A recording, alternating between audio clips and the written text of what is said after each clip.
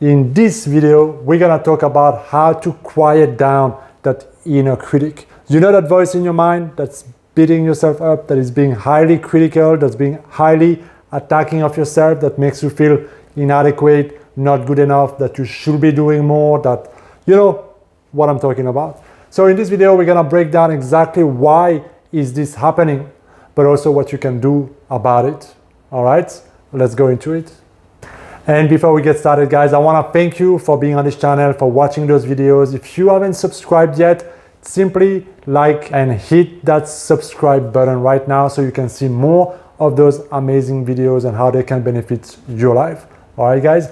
Now let's talk about that inner critic, that voice in our mind, that little voice that creates so much damage, that feeds our insecurity, that feeds our low self-esteem, that puts ourselves down and eat away our confidence. Now, a lot of people see that voice in their mind when they're aware of it. A lot of people see that voice as being negative. But here's the thing, you have to realize that that voice serves a purpose. That voice, the purpose of that voice, the way I like to see it is that it's actually trying to help you. What do I mean by that? How can beating yourself up help you out? Well, you have to understand the intention behind the critic is that if I criticize myself hard enough, I'm going to perform better, do more, show up differently, and therefore improve my result, therefore get what I want, get the significance, the approval, whatever I'm seeking.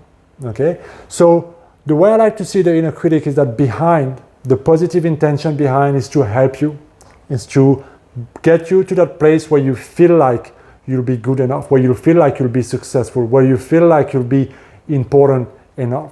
You gotta understand that the ego's deepest need is to feel important, to feel significant, to feel special. Okay? And unfortunately, for a lot of us, if not all of us, from the moment we're born, we are kinda taught through our experiences, to our parents, our teacher, to society, that we are everything but perfect. That we are flawed, that we are imperfect, that we are full of weird stuff that are not okay. Behavior that we should not allow to, things that we should not do, things that we should never speak about, things that we should pursue in order to receive validation and approval. And we are taught to be a certain way. That is okay, that is the right way, that is the way that's going to give you love and acceptance and all this kind of stuff. And so we are told that who we are by ourselves is not enough. We gotta earn love, attention, significant external validation. And we are told many ways to do so. Get good grades, be a good girl, a good boy. Don't make any disturbance, don't do this, don't do that, be like this, be like that. And as we go through life, we create patterns to compensate on that self-image we created in order to function, in order to be liked, in order to receive importance, significance, and in order to really push down those insecurities, those fears, those weaknesses, that inadequacy that we feel deep between ourselves, that embarrassment, that shame, that guilt. Okay? And so when we feel like I'm not good enough, I should be doing more, I should be further ahead by now, I should be like them. Why is it that they all have more than me and we do that comparison thing, and then we invite that voice to come in, to criticize ourselves, to beat ourselves up, and to reaffirm that we're not good enough as we are, that we need to work hard, try harder, be kinder, more loving, more successful, richer, prettier, slimmer, bigger, whatever. And when you do all those things, then you'll be good enough. Then people will love you. Then you'll feel good about yourself. Then you'll get the approval, the validation, the significance, the status, whatever you're after. We put the bar so high to feel loved, to feel important, to feel significant, that it becomes unachievable.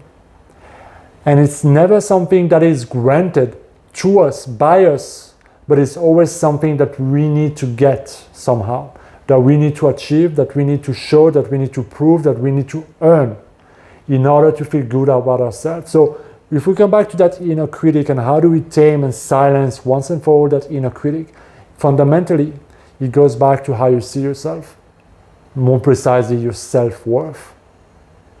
Deciding that you are perfect as you are. And now you're like, ooh, hang on a minute, nothing is perfect. How could I be perfect, right? But you gotta go beyond that narrow way of defining yourself. You can be perfect as you are and still working to improve and change things in your life. It's a paradox.